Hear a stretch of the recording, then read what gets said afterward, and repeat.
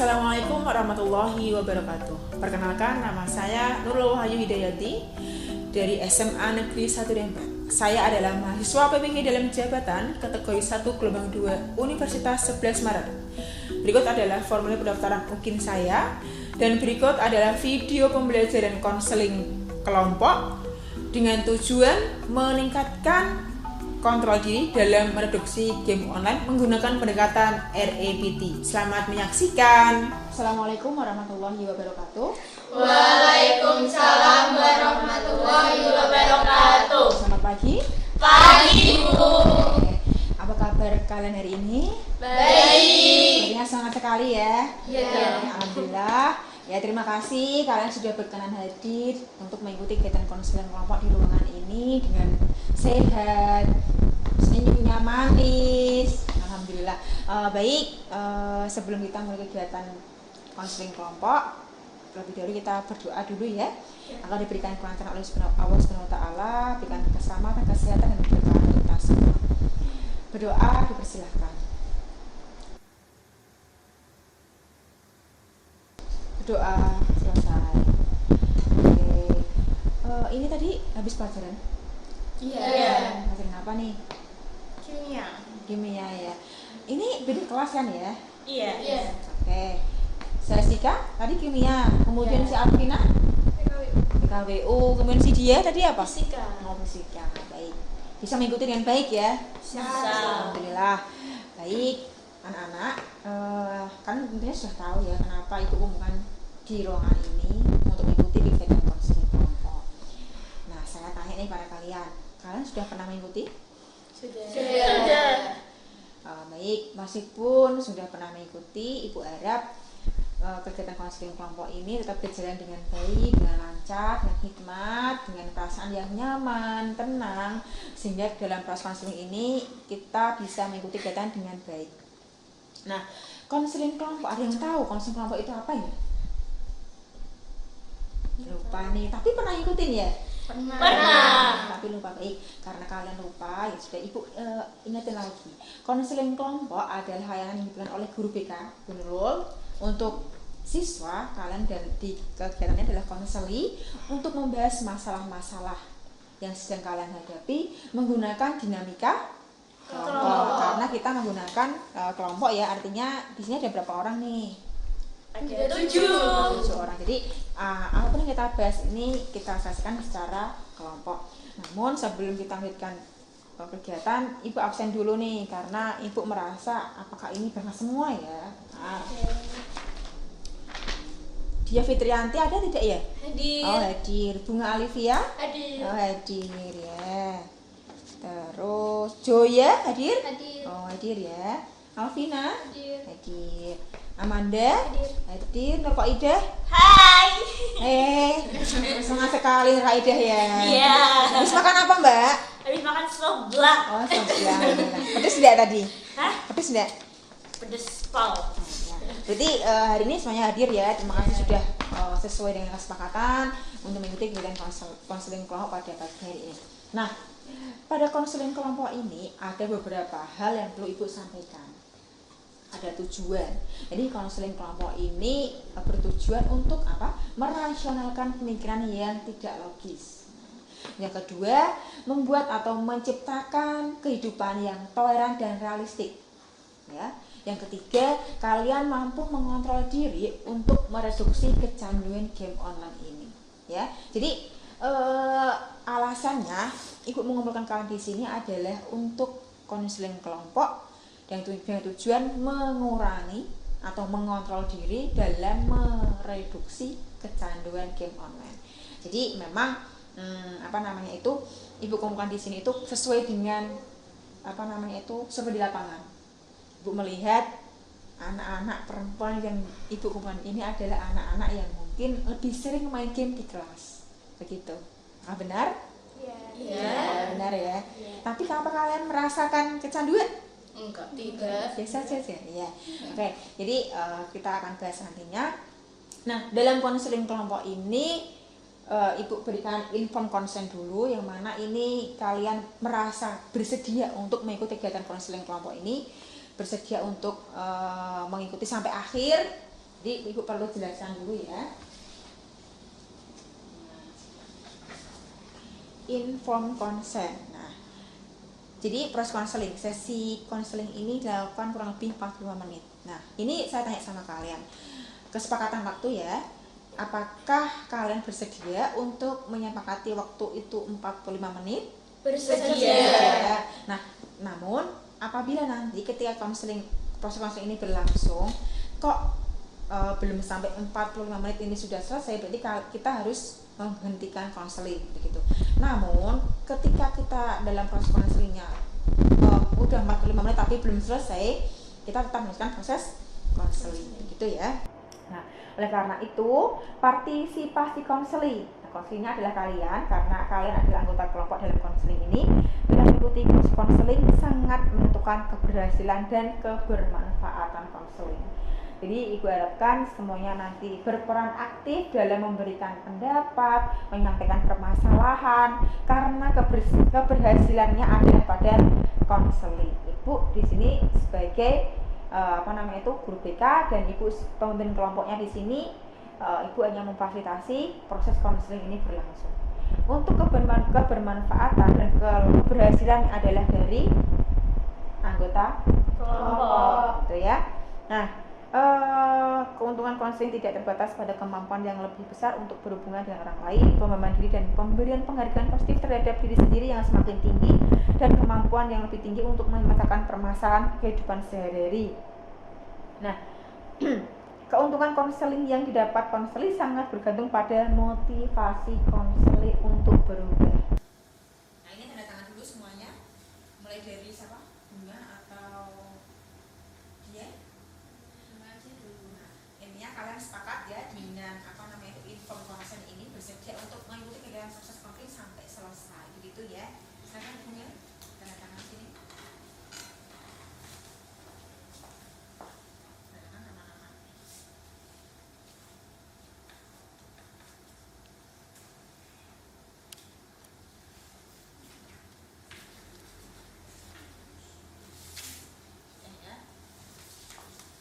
Ya.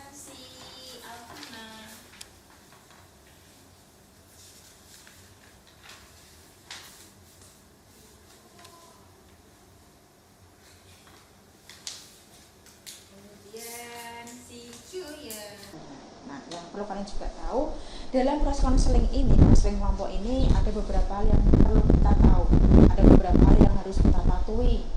Yang pertama, jadi dalam proses konseling kelompok ini, Ibu harap kalian mau terbuka. Artinya mau terbuka bagaimana ya?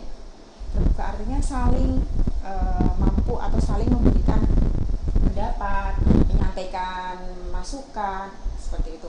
Kemudian tidak ditutup-tutupi. Ada mungkin aku malu deh kalau misalkan saya bicara gini, nanti takutnya disebarluaskan, atau mungkin takutnya nanti saya dicela. Ibu harap di sini tetap menjaga sikap kenormatifan yang berlaku. Kita boleh santai, kita semua boleh bebas berpendapat, tapi harus sesuai dengan norma yang berlaku. Jangan sampai mencela fisik ataupun bullying, gitu ya. Kemudian Ibu harapkan dalam kegiatan konseling kelompok ini juga ada kesukarelaan. Kalau kalian sukarela, artinya kalian bisa ikhlas mengikuti proses konseling ini dengan senang, dengan nyaman, dengan tenang. Kemudian satu lagi yang paling penting juga adalah kerahasiaan. Bagaimana kerahasiaan itu perlu kita terapkan dalam proses ini, karena nantinya pada berjalannya proses konseling ini mungkin ada beberapa sikap yang kalian temukan di antara teman kalian. Entah itu nanti teman kalian lagi menguap mungkin, atau mungkin teman kalian bercerita tentang keluarganya, menceritakan permasalahannya. Ibu harap kalian tetap menjaga rapat apa yang kita bicarakan atau apa yang menjadi sikap teman kalian di kelompok ini. Untuk memantapkan lagi, Ibu harap tangan kalian mengepal di sebelah kiri dada. Nah, ikuti Ibu ya. Nanti kalau Ibu bilang nama saya Nurul Wahidati, kalian sesuai nama kalian masing-masing, begitu ya. Saya Nurul Wahyudayati bersedia untuk menjaga kerahasiaan segala bentuk yang akan muncul dalam konseling kelompok ini dan tidak disebarluaskan dari kelompok ini. Terima kasih Mas Jan. Kalau gini kan kita lebih mantap ya, artinya tidak ada lagi yang ditutupi. Kalian juga merasa yakin saya ketika nanti bercerita tidak ada yang membocorkan mungkin sama temennya, tetangganya. Nah, apakah sudah siap semuanya? Siap. Nah, jadi kegiatan konseling kelompok ini ada beberapa tahapan. Yang pertama yaitu pembukaan. Kemudian ada tahap peralihan, ada tahap kegiatan, dan tahap pengakhiran. Nah, yang mana Ibu harap dalam tahap pertama ini kalian sudah mengetahui atau paham benar konseling kelompok ini seperti apa. Sebelum Ibu beranjak ke peralihan, apakah dari ketujuh anak ini ada yang belum paham terkait apa yang kita lakukan nanti? Kalau ada silakan boleh bertanya. Amanda mungkin? Zoya? Ada yang ditanyakan? Tidak sudah paham ya? Oke, kalau semua sudah memahami, kita lanjutkan ke tahap peralihan. Nah, sebelum ke tahap selanjutnya, Ibu mau tes konsentrasi. Tangannya di atas, berputar, kaki, mata. Oh ya sudah, berarti sudah fokus nih. Kalau sudah fokus, kita cukupkan untuk tes konsentrasinya, kita lanjutkan ke kegiatan. Nah, untuk kegiatan konseling kelompok ini kita akan membahas tentang kecanduan game online. Nah, pada pendekatan konseling kelompok ini yang akan saya gunakan adalah REBT, Rational Emotive Behavior Therapy, yang mana dalam konseling kelompok ini nanti pendekatan itulah yang mampu mengulas kenapa kalian bisa sampai kecanduan game online dan nanti bisa diatasi menggunakan pendekatan ini. Namun, Ibu harapkan kalian juga mampu terbuka. Nah, ini kuncinya. Kalau kalian terbuka, kita membahasnya juga lebih enak. Nah, karena yang dikemukakan ini adalah anak-anak yang kecanduan game online, jadi Ibu harap dari masing-masing siswa kalian, anak, bisa mengemukakan apa sih penyebab dari kalian sangat candu dengan game online. Gitu. Siap? Siap. Dimulai dari siapa? Tidak perlu saya tunjukkan. Dari siapa? Ayo. Dari Amanda dulu. Kenapa sih kamu kok suka sekali game online? Karena waktu itu kan sempat ada corona dan kan ya tidak boleh keluar, dan karena gabut gak ada kerjaan, jadi saya lampiasin ke game online. Dari game online kamu mendapatkan apa, Mbak? Kesenangan karena kan mabar gitu. Mabar itu apa? Mabar. Main bareng. Gitu ya, generasi Z ya. Bilangnya macam-macam. Banyak kenalan juga. Oh, banyak kenalan. Jadi langsung kayak kecanduan gitu. Kalau dari game online itu kamu kenal semua nggak, Mbak? Apa cuma nama-nama aja? Nama asli atau nama asli? Oh, itu nama Kan asli. kadang juga kayak mutualan itu tabu. Apa? Mutualan. Oh, ya. ya. Iya, itu tabu.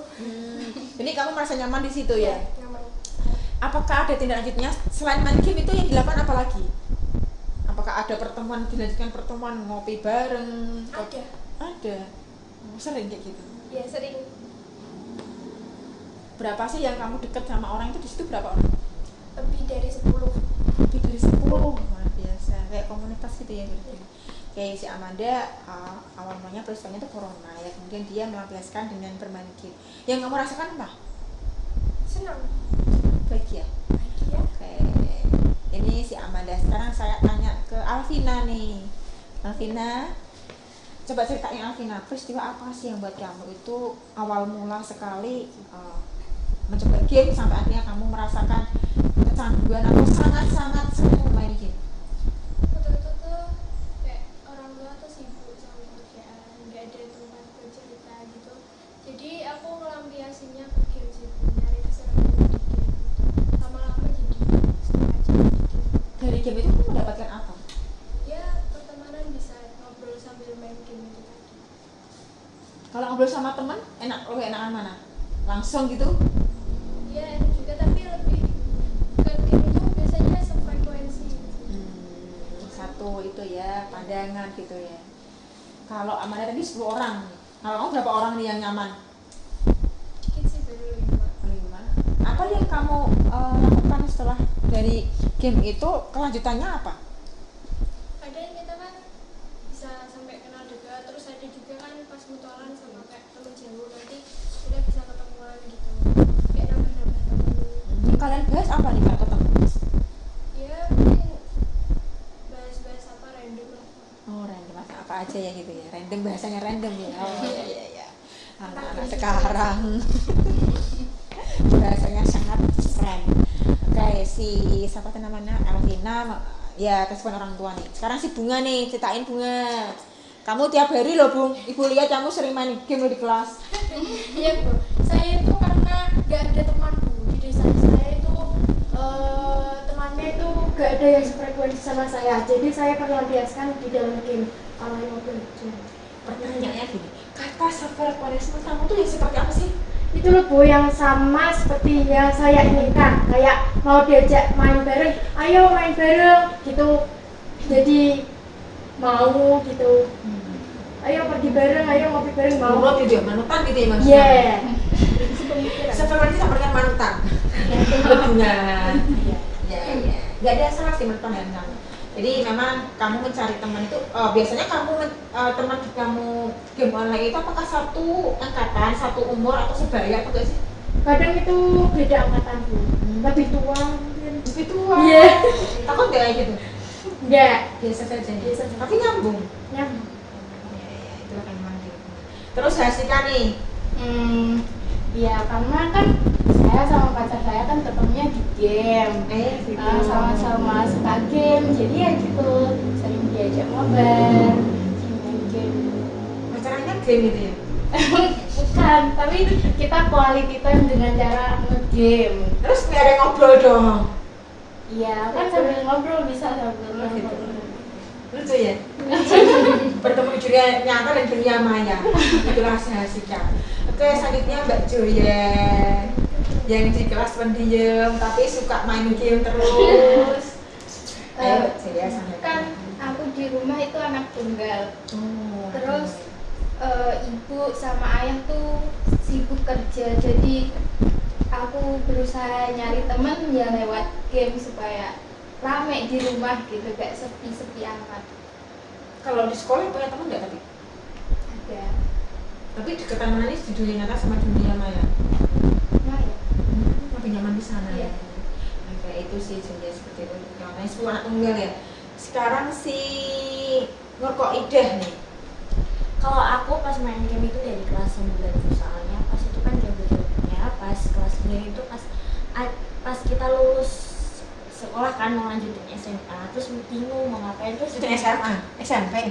iya jadi SMP lanjutin Oh, SMA. oh, iya. Terus habis itu kan diajak temanku kok, ayo mabar apa gitu, terus download ML yuk kalau nggak FF gitu, terus diajak oke, terus diajak mabar ML, terus diajak sama teman-teman gitu kalau pakai voice itu, tapi kok seru banget, terus kecanduan deh. Biasanya aku kalau misal begadang jam 1 sampai jam 3 kira itu Baru udah tidur? selesai. Iya, Astagfirullah. kayak seru banget. Matanya gitu. tuh ada yang nahan gitu ya kalau misalkan Iya kayak enak banget gitu loh, kayak terus kayak buat omongan tuh enak, seru. Terus biasanya tuh pakai hero apa ya lupa, diajak muter-muter itu di jalan-jalan Bu, enak banget. jalan-jalan di HP. Iya, di Mobile Legends-nya itu. Terus kayak ayo naik, ayo toh gitu. Seru ya. Iya. Itu udah berapa apa namanya? Hampir setiap hari seperti itu. Ya nggak setiap hari sih, cuma kayak pas ada waktu aja, pas besok misal kalau libur nanti bisa begitu. Bisa sehari itu sering ya kayak gitu ya. Iya. Oke, berarti waktu ya menghabiskan waktu sampai kira ya. Iya. Luar biasa. Terus kamu subuh terus tidur gitu atau gimana? Enggak sampai itu kalau sholat apa subuh terus habis itu gitu. Tapi cinta baru lagi. Iya. Tapi orang saatnya tidur kamu main, orang saatnya kerja kamu tidur gitu. Iya.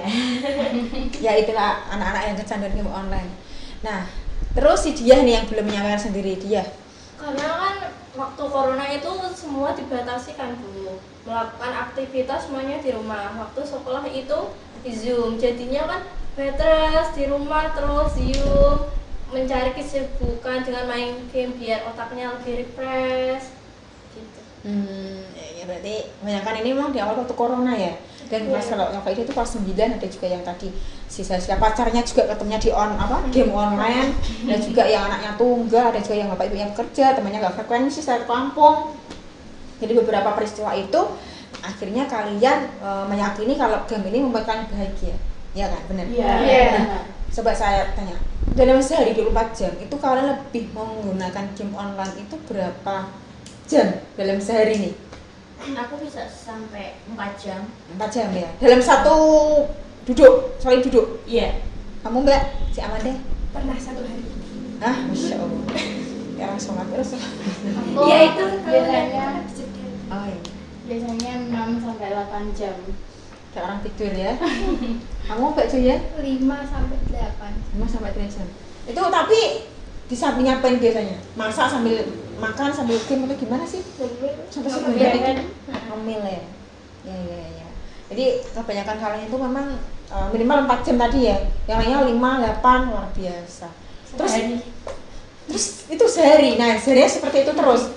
Kalau menurut kalian nih dampaknya itu memang bagus apa enggak? Buat kehidupan kalian? Enggak. Tapi kalian masa enjoy ya? Enjoy aja. Enjoy aja. Merasa happy. Karena bahagia itu yang menutup semuanya. Iya. Karena kesenangannya di game itu kan kita happy ya. Tapi saya tanya sekarang, kalau dilihat nih kata refleksi dari dampak kalian main game sampai sehari 4, 8, 5 jam itu, ketika kalian di sekolah ngantuk enggak? Ngantuk banget. Ketika aku menyenangkan bagaimana? Konsen. Konsen gitu, oke. Hasil pembelajarannya bagaimana nih? Apakah Jadi nggak maksimal. iya kan? Ketika tugas-tugas bagaimana nih? Keteteran. Ya. Terus ketika tes bagaimana? Apakah belajar? Apakah besoknya ketika tes itu bawa HP? Nah, ini saya tanya kalian karena gini, dari beberapa guru yang bercerita, kalian yang kumpul di kelompok ini itu adalah anak-anak yang terlambat mengumpulkan tugas, yang mengantuk di kelas, kemudian ada juga yang main game ketika jam pembelajaran sampai Bu Erna tuh sempat cerita sama saya. Bu, anak IPA 1 itu, anak IPA 2 yang namanya ABC itu, kalau saya ajar tidur, kalau saya ajar itu mesti ngantuk, tugasnya nggak selesai. Sampai sempat tuh saya kasih tugas remedi itu sampai sabuk untuk ceritakan sehari ini ngapain. Itu Bu Erna cerita seperti itu. Karena apa? Ketika saya suruh remedi dengan materi soal yang sama, nggak ada yang bisa ngerjain. Sampai saya, Cah, ini kamu remedi sesuai dengan apa yang kamu harus setiap harinya. Itu Bu Erna cerita seperti itu. Terus dari situ ibu perlu, wah ini harus cari tahu nih siapa aja. Kemudian ibu perlu berikan konseling kelompok karena tidak selamanya seperti itu terus. Beberapa guru sudah menceritakan ke saya, kalian juga sering tidur, sering ketika tes pun banyak yang kekonangan bawa HP. Karena apa? Ya itu kalau malah main HP sampai berjam-jam, sampai kira tadi sih kok ide. Akhirnya dia tidak menaikan tes lagi, besok paginya yaitu jalan ninjanya dengan menggunakan handphone. Ketika handphone disita, buru-buru lah minta diambil. Nah itulah kalian, bener tidak? Iya. Dari dampak mungkin gini, kamu merasakan kebahagiaan ya, have fun, karena dengan game itu kamu merasakan banyak sekali kesenangan dengan teman, frekuensi, kemudian punya teman yang naik tadi besok sih kayak cerita, ayo muter-muter biasa kayak merasakan aku merasa nyaman dengan dunia ini, aku tidak mau melepas dari ini karena dengan saya duduk diam 3 jam, 4 jam saya merasakan kebahagiaan yang luar biasa tanpa harus saya bergerak ke sana ke sini, tanpa aku harus bertemu dengan orang lain menggunakan mengeluarkan modal yang banyak.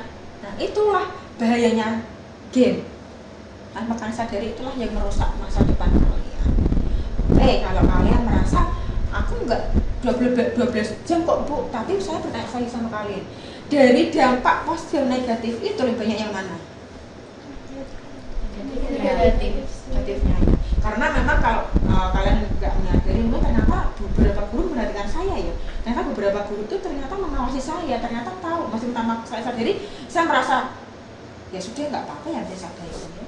Karena kebahagiaan itu yang utama, materi itu yang kedua, 3, 4, 5. Tapi kita baik lagi, kalian adalah anak sekolah, kalian adalah pelajar. Tugas tanggung jawab yang pertama adalah belajar. Apakah dengan hanya materi kebahagiaan yang menurut kalian itu bahagia, apakah memang berdampak beneran positif pada kehidupan kalian? Nanti tidak. Nah, mulai dari sini gue harap mulai kita belajar atau merasakan pemikiran yang tidak logis itu. Apakah mencari kesenangan itu hanya dengan game online? Apakah mencari kesenangan itu hanya dengan bermain HP saja? Apakah misalkan coba kegiatan apa sih yang sekiranya itu bisa menenteramkan hati dan pikiran kita tanpa harus game online? Nah, ini yang perlu kita refleksi lah, kita evaluasi semua kalian. Sekiranya ada kok kegiatan apa yang kiranya bermanfaat, misal ikut pengajian, ikut ngaji tiap habis maghrib. Terus apalagi untuk belajar sama teman-teman, ada ekstrakurikuler juga. Nah, beberapa ekstrakurikuler ada yang sempat mati. Kalian tahu nggak mati kenapa? Tidak aktif, karena tidak ada pengikutnya. Anak itu lebih pulang sekolah lebih memilih untuk mager di rumah, nonton TV dan macam-macam, karena merasa saya sudah disibukkan oleh sekolah hampir 8 jam di sekolah. Setelah itu dia mau merasakan artinya kebebasan dengan di rumah, sehingga sempat ada ekstrakurikuler kalau nggak salah itu debat bahasa Inggris. Itu dulu pendampingnya itu Mr. Yusuf sama Bu Nur Hamidah, itu sempat tidak ada pesertanya. Jadi ketika ada ekstra itu hanya mereka beliau berdua yang di kelas sampai nungguin sampai 1 jam kan, akhirnya tidak ada. Dan alasannya memang anak-anak itu minat untuk ikut ekstranya itu sedikit. Kebanyakan anak-anak yang ikut ekstra itu anak-anak yang memang cenderung dia lebih suka ya anak-anak yang itu berteman di dunia nyata. Nah, anak-anak yang game online itu biasanya anak-anak introvert biasanya, saya nggak tahu, karena dia merasa nyaman di rumah sehingga ya udah tanpa harus keluar rumah interaksi dengan orang lain, aku bisa merasakan kebahagiaan di rumah. Nah, ini ada beberapa hal yang perlu kita benahi. Apakah aku mau seperti ini terus ya sampai kapan? Apakah aku mau ya dampak dari kebahagiaanku yang menurut aku bahagia berdampak pada prestasi belajarku sampai aku ditanya teman-teman dan guru-guru yang mengajarku? Apakah mau seperti itu terus? Tidak kan? Kenapa itu yang terbesit oleh pemikiran guru itu anak ini misalnya Jessica anaknya rajin, kenapa harus Jessica anaknya kok yang suka tertunda-tunda tugas-tugasnya? Kan bisa, Jessica itu anaknya yang rajin loh, dan si dia itu saya mendapat omongan dia itu anaknya dia selalu on time. Nah itu kenapa harus nama-nama yang di kelas yang di kelompok ini anak-anak yang menurut si beliau guru-guru yang mengajar itu anak-anak yang mohon maaf ada banyak negatifnya. Setelah saya telusuri, saya sering ketika absen di kelas kalian, ketika saya memberikan bimbingan di kelas kalian memang ternyata sering main game online itu. Nah, dari beberapa hal yang kita bahas, Ibu pengen tahu nih, sebenarnya kalian melakukan sering main game ini, apakah murni pengen hanya mencari bahagia atau menghabiskan waktu saja? Menghabiskan waktu saja. Meskipun tidak ada manfaatnya ya kepada kalian ya. Nah, Ibu berharap kalian di sini semuanya di sini itu bisa merefleksi kemudian aku anak pelajar, kodratku adalah belajar, aku harus bisa mematuhi aturan di sekolah, aku harus bisa berdampak bagus untuk kita gitu. Nah, kalau kalian sudah menyadari ternyata banyak dampak negatifnya, apakah mau seperti ini terus? Tidak. Terus mau bagaimana? Menghabiskan waktu dengan hal yang bermanfaat gitu. Dengan apa nih? Contohnya? Apa ya? mengikuti pengajian, Itu saran saya. Kalau saran kamu sendiri, beda apa ya?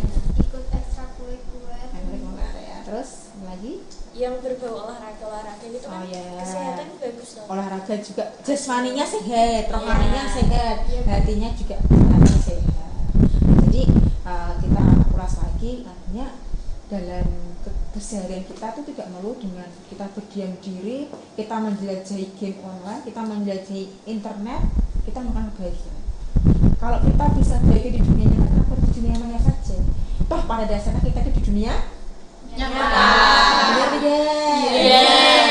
Kita itu berinteraksi dengan orang lain secara langsung. Masa ada sama teman sebelah ini main game, dua-duanya main game, terus ngapain kita ketemu? Kayak ya kebermanfaatannya itu tidak ada.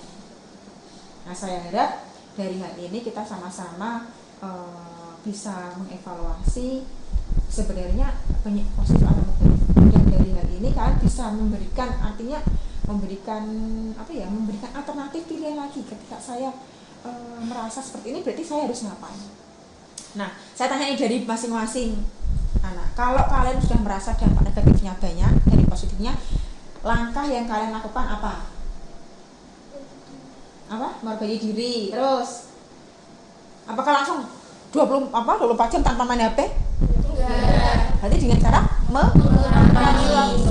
misalkan dari 4 jam itu menjadi 2 jam ya. 2 jamnya buat apa nih kira-kira?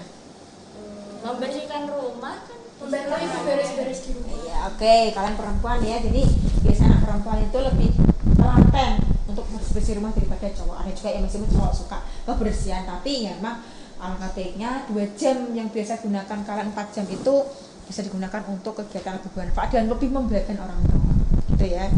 Nah, dari beberapa pembahasan tadi, apakah ada yang bertanya? Tidak ada, kita cukup ya. Ibu punya lembar kerja nih. Nah, kalian tolong diisi dulu. Lembar kerja peserta didik sudah saya terima. Kemudian Ibu harap dari ke-7 anak ini ada yang bisa menyimpulkan dari pembahasan kita ini itu sebenarnya tentang apa, terus tujuannya apa, kemudian langkahnya apa. Ayo, siapa yang mau memberikan pendapatnya, kesimpulannya, silakan. Saya Sika, silakan. Saya Sika. Menurut kamu sendiri, saya Sika tidak perlu harus bagus, tapi Yang kita bahas itu masalah kecanduan game online, dan ternyata banyak dampak negatifnya daripada dampak positifnya, dan angkanya ya bisa ikut ekstrakurikuler, olahraga, ataupun hal-hal positif lainnya yang berdampak nyata ya. Iya. Tidak hanya dunia maya tok yang kita kejar, tapi kita hidup di dunia. Baik, saya Sika terima kasih sudah memberikan pendapatnya. Satu lagi si Ibu mau, siapa? Si Joya? Silakan si Joya. Kesimpulannya apa nih? Kesimpulannya kita harus lebih banyak melakukan kegiatan yang positif, yang lebih nyata daripada kegiatan yang di dunia maya. Oke, baik, bagus sekali Joya. Selanjutnya Ibu akan memberikan lembar instrumen evaluasi, akan kami isi. Terima dulu, nanti saya jelaskan.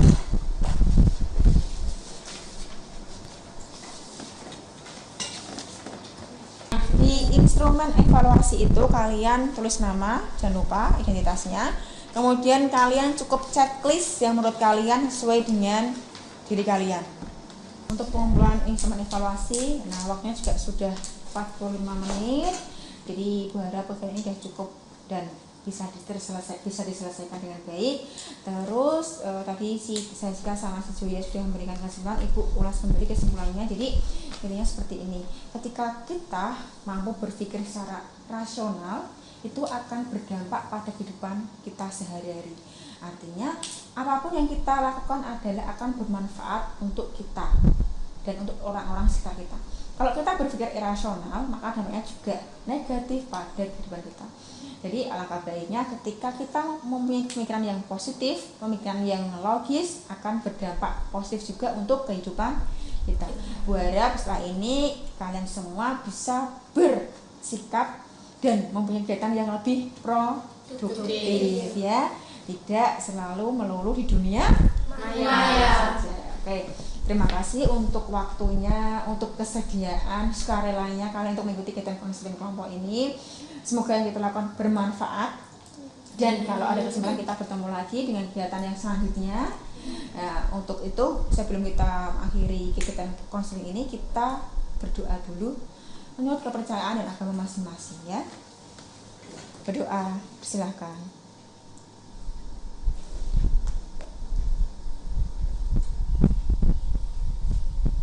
doa selesai. Sekian dari saya. Terima kasih untuk waktu dan kesempatannya untuk bertemu dalam konseling kelompok ini. Saya tutup. Wassalamualaikum warahmatullahi wabarakatuh. Waalaikumsalam warahmatullahi wabarakatuh.